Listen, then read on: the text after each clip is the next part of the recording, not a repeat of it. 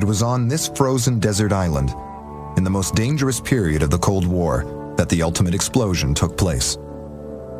Novaya Zemlya, in the Arctic Barents Sea, is where the Russians demonstrated their nuclear might, testing bombs of ever-increasing power.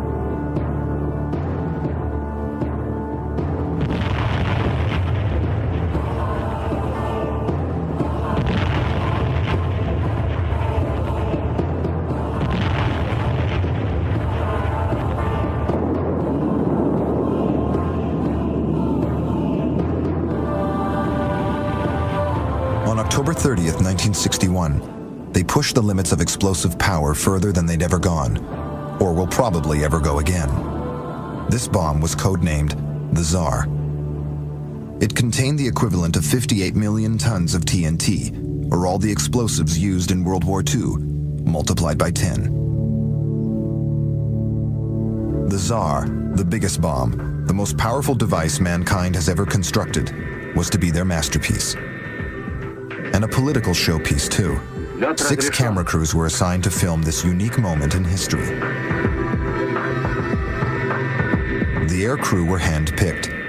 They'd been warned their safety couldn't be guaranteed. They could avoid being blinded by the light. But being knocked out of the sky was quite possible. The exact moment of release was controlled from the ground. The bomb had been given a parachute to slow its descent and give the crew more time to escape.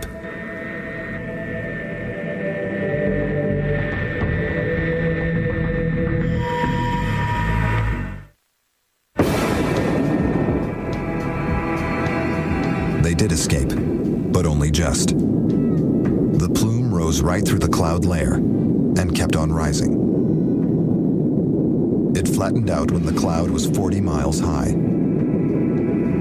The blast wave was still large enough to be measured on its third passage around the world. Because the bomb was detonated 2 miles above the ground, there was very little radioactive fallout. But the earth directly below the burst was seared by the intense heat. Rock had been turned to ash. The bomb was 4 times bigger than anything America has ever exploded. Why something so large?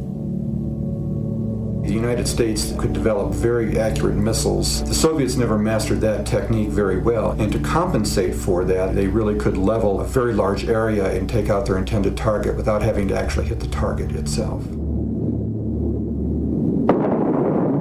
But why did the quest for ever bigger bombs suddenly cease?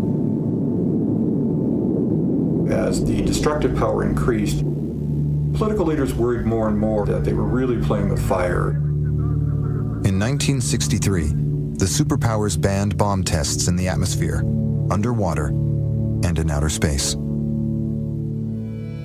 I think that the Soviet detonation will probably be the biggest ever man-made detonation in the future as well.